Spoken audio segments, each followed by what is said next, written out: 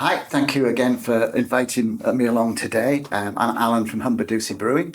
Humber Doucy Brewing was formed 6 years ago, unbelievably, by my son and I, and we have a brewery just north of Stowmarket. We actually formed just before COVID, and the world was a very different place, as I'm sure you are all aware. And COVID changed the way that people drank beer, or even hospitality in general, certainly how they went out to events.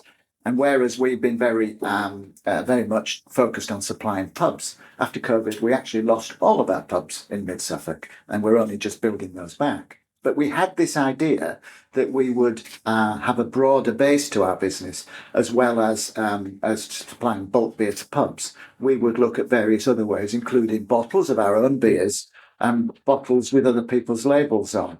So I did bring a couple of these here, these bespoke labels, with me today. I nearly always seem to get it wrong which ones to bring because I don't know who's going to be in the room. But I did notice there were some solicitors in the room, and we've done them for people called Burkitts. I don't know if you've come across Burkitts, the solicitors, and we're just about to do one for a Thetford-based one called Rudlings.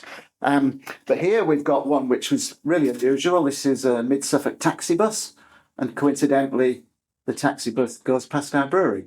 And so we've organised a tour of the brewery to fit in with the timing of the taxi bus.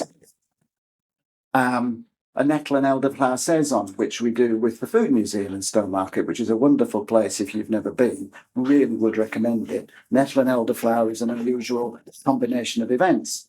A software company called Halo, we do beer for them. Celebrating a marketing company here, 5 years of existence, they wanted to celebrate.